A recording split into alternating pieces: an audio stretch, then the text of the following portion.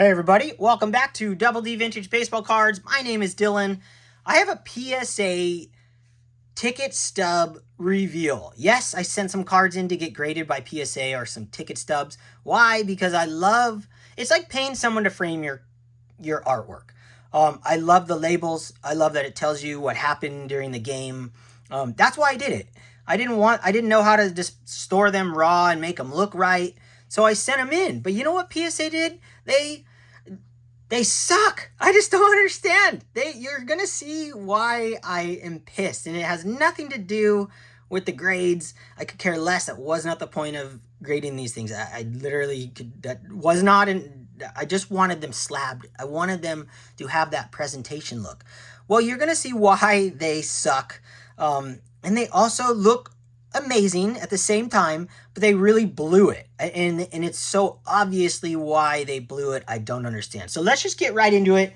I'm going to share them because I love them anyways. They do look spectacular. And this one in particular, first, I'm going to share Sadahara O's rookie card that I picked up not too long ago. Whoosh, bring that slowly across. Just an absolute phenomenal baseball card. Beautiful. I have this right next to my Babe Ruth that I picked up at the National. It's on display. And what I have for you guys, which I shared before, is a ticket stub from his rookie season. And it's going to be displayed right next to this card. It just goes so good. I love having that history of it. And this card's already hand cut, so the evidence of trimming, these are the ones that I have no problem buying evidence of trimming. Saving $600 and getting a card that looks this spectacular. This is my favorite rookie of his that I have seen, just because the red and his stance and just, it's so crystal clear. I love it. I just love it. I'm so glad that I pulled the trigger on that. Finally got his rookie card. And this one I picked up. And this one they slabbed up beautifully. PSA did a magnificent job on this one right here. This is Sadahara O's rookie season. And this ticket stub, I love these ticket stubs. I really love ticket stubs. I'm going to start collecting more ticket stubs. I'm going to narrow my focus down to exact games and exact moments and spend a little more money on exact time frames. That's what I'm kind of learning. I literally want the exact date, things like that. But this thing is beautiful, and it was very inexpensive. I bought this for my buddy Robert, just as I did that O card. Basically, the only guy I'm buying Japanese cards from. Prestige Collectibles. I'll leave the link in the description. So click on his YouTube channel, and that'll take you to his site. And you can look at some awesome Japanese cards and collectibles.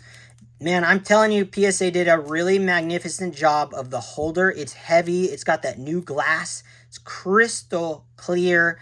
This one, they knocked it out of the park. If every single one, look at the back. I love the back on this. All used right here. If they did all of them like this, man, they would have... It's phenomenal. This is how a flip's supposed to be. When it's like this. Now you're going to see a couple coming up that PSA just it's like they have people over there that have no idea what the heck they're doing, and they don't even double check. They put you in that double check stage and they're not even looking. Like, don't slab it up wrong. All right, so I love that. It's beautiful. But we are going to move on to the next display of tickets and cards. I just got these in, so I'm just really excited. So I pulled out some cards. So now we're going to 1955. And we're going to slowly reveal this beautiful baseball card. And yeah, I'm going to have to show you the stupid number first, because it's coming in this way. Mickey Mantle, 1955 Bowman. I say this all the time, but I truly could tell you this is my favorite Mickey Mantle today. The Bowman set 55 with the wood borders, with the TV. I grew up, literally my first TV at our house that was color TV was wood, looked just like this, and it had the knobs right here and right here. You walk up, there's this giant box. that was it. And this is back in 55. I think they knocked it out of the park with the design. The picture of this is beautiful. The guy in the background right here. I truly love this card. And the mantle, that's my favorite part about cards, is putting the name on it. That's why I'm not a huge fan of 53 Bowman, because they don't have the name. I love the nameplate, Mantle. It just, anything that says Mickey Mantle, man, that's me right there. I love it. Like, as a kid, I would have never had this card in a million years. Never thought I would have ever owned it. I bought this in the flesh, ungraded, probably 7 years ago from my local card shop over here on the island, from my buddy Ernest, who was a Mantle collector and decided to sell. And it was the first day he decided to sell some of his collection. Now, at this moment today, I'm still friends with him, and he's rebuying all the Mantles he's collecting again. He's like, I don't care. I'm just going to die with my cards. I go, yeah, exactly. He like wants to buy his cards back from me. I'm like, dude, those are treasures to me. I took it out. He let me take it out and look at it closely. And I was just, this one means a lot to me. This card itself will never leave my collection. It really means a lot to me. It's a stunning example. It's not dead centered. It's got some soft corners, but I will never forget the moment I picked this card up, and I'll treasure this forever, knowing it came from my friend's collection. So let me put that guy right there, and then let me grab the next card, because it goes with it as well. Oh, where'd it go? Oh, here it is. Stuck to the other one. We're going for a Whitey Ford 1955. Same set, same design. Whitey Ford has some of the best looking cards. A lot of his look the same. That one pitcher's image, this one's different. But he really does represent the chairman of the board for the New York Yankees. You can't talk about the Yankees without talking about Whitey Ford. He's on that upper echelon of the greatest Yankees of all time. You could put him in the top 10, no problem. Top 5 pitcher. I would say he's the number 1 pitcher of all time in the New York Yankees. Above Mariano Rivera, as far as like history goes, Whitey Ford, he was the guy. I know there's others, but Whitey Ford, to me, he is the New York Yankees. Because of that era with Mantle and Berra, all those guys were Zudo. Love this card. Yeah, it's 8 OC, but these are the ones I targeted top to bottom. This one will not leave my collection. Really is a beautiful example. 1955 Bowman. And then this is the lighter color version.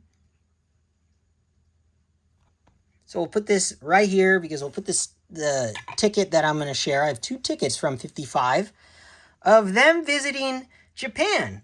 They did that tour of going to Japan and doing like I don't want to call scrimmages. I forget what you would call them. But nonetheless, we'll start off with Whitey Ford beating Japan 4-2 in 1955, October 30th. We'll bring this guy into play. And they slabbed this one up completely wrong. Look at the New York Yankees logo. It's upside down, guys. PSA. What is the deal? I don't get it. This is how it should have been slabbed up, with the design over here. I don't understand why they did that. It's just bizarre. This is what I'm talking about when PSA just cooped it. Give me a break. It's upside down. Do they not get that? How hard is that to figure out? Look at the New York Yankees, like the first time they looked at a New York Yankees logo. But let's just focus not on my frustration with PSA, but more on this awesome ticket. 1955 New York Yankees in Japan on the tour. Whitey Ford wins. Mickey Mantle did not play. I love that they put his name on the flip. Did not play. You know, that's so cool. I just think that's awesome. Yankees 4, Japan 2. Dude, Japan had some insane ball players. Yankees didn't destroy them. And look at the design on this ticket. It just struck me. I think it cost me the same to get the slab as it did to buy the ticket. Ticket might have been just a little more, but really a beautiful one. And the back on this is really sick. You got the stamp right here, probably the date that they, came in the park. And then this epic design right here, advertisement. Yeah, so this will just display super well. It should display like this, but now I have to display it like this, which just throws it off as a collector. It's common sense. If you're going to do it, just do it one way. You don't just roll the dice and flip the coin to see which way you're going to do it. So let me show you another one from 1955. And this is, they played a game. I'll slow roll this from the bottom up. They played a game October 29th. And there was also a home run hitting contest. So I tried to research and figure out, was it 6-1 hitting contest, home run hitting contest, and Mantle had 5 of them? Or was there a game played? I couldn't tell. But Mantle hit 5 home runs. So that's why I loved it. And really, I loved it because of the design. Knowing that this was a ticket stub from 1955 in Japan when they did that famous tour of Japan. Just hit my collecting spot. And I can display these next to each other. My wife loves these. She thought they were just awesome looking. The design overall, the back used up. You know it's been there. It was there in the stadium. I love it. I really love it. And this was slabbed up perfectly on the right side. So now you put these side by side. It's like, dude, what in the heck is happening? Yeah? I don't get it. So we'll put that right there. Now we're moving on to my final ticket stub. Let me pull these away. And the next one I'll show you in great detail on how really extremely nice these slabs are that PSA put them in, or frames as how I'm collecting them. It's like putting a piece of art in a frame. I've always talked about that.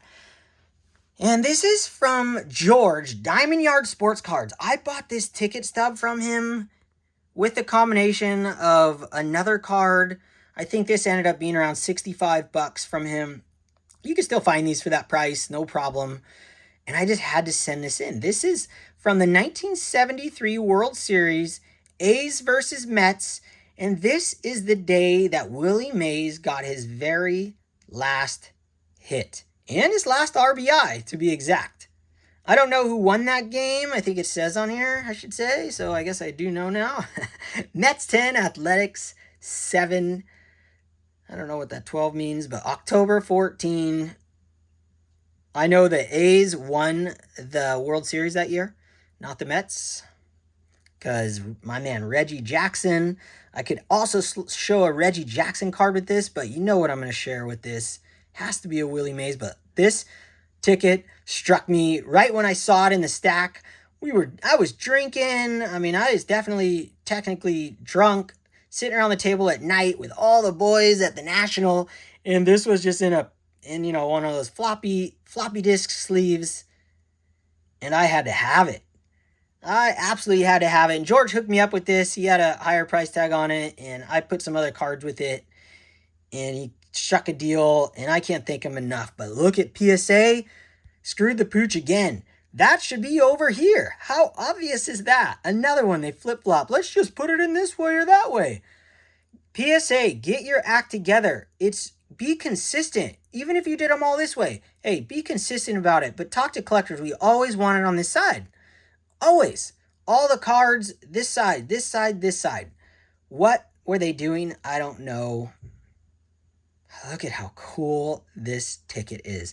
I could stare at this ticket all day. So this is going to be posted up right next to my beautiful copy that I actually had just recently found randomly on eBay of Willie Mays' 1973 Topps card. One of the most beautiful examples of this card that isn't a 9 or a 10 and a lowly 5. And this is when I say thank you to PSA. I love that they're being harsh. Be as harsh as you possibly can. And I will be the guy who smiles on my face and I buy those cards from the guys sending them in all bummed out because the number came back lower than the number they expected. Like, give them to me, I'll take them all day long for a great discount. Having this ticket and that card side by side on display is going to be absolutely marvelous. Willie Mays' last season. And this is his last base card. And now I have his last ticket, his last game that he got a hit. Last game, his very last hit. Not his last game, I don't think, but his last hit and his last RBI. I think it's truly special, and it was in the World Series. To me, to be able to, you can go out and get a ticket stub from that game for like, just say $100 is just blows my mind. Absolutely incredible. I love that. So that's what I got for you guys today, but I am going to share one more card. I was watching a video last night from Mookie Chilson, and man, he just inspired the heck out of me. His stuff was insane. I'll leave a link to his channel, and I urge you to go watch his video from last night. He picked up this sick 1965 Topps card of Masanori Murakami, very first Japanese player to play in the major leagues, and this is his rookie card, and he got a sick one, dead centered, autographed, and the story behind it was so good. You thought he was getting hosed over, and then he just, man, the guy hooked him up, and the other guy who jumped on top of him got karma because his copy is incredible. Now, I bought this, probably another one that I bought 7 years ago at the card show over here, and that is the day I learned about Murakami being the first Japanese player in baseball history to play in the major leagues. I bought this card from my buddy Dennis, a different guy. He's probably 75 years old plus. He told me, I saw that, I was looking at it, he goes, "Do you know who that is?" And I go, "No." And he told me, and that literally got my juices flowing for Japanese baseball cards. And that's the moment I went out, bought a Sadahara O, and started jamming on that collection. And this card is the one that did it. This is the one. And of course, I slabbed it up in 1964, September 1st, first Japanese player to play in the major leagues. I would love to get this card, have this card autographed. He said he does TTMs, and I'm literally thinking about doing that. This thing has a mark on it anyways, so if I got it autographed, it would be awesome. Add to the story of this card itself and for me. So I'm thinking about doing my very first ever TTM. I think it would be an awesome one to have, and write a letter, and maybe he can do something real special in there for me. I don't know. Put to Dylan. I'm not sure, but I would love to have this autographed. So yeah, that's what I got for you guys. Hope you guys enjoyed seeing all these tickets and the stories with them. I love sharing them, and that's why I do these videos. I just love it. It gives me a chance to play with my cards. It's morning time over here, so I can get on with my day after this and just watch my video later tonight. So thank you guys all for watching. Hope you guys are inspired out there. And don't be influenced by guys like me or anyone else you see that tells you what to buy. Buy what you love, buy what speaks to you, and buy what fits in your collection. Shaka!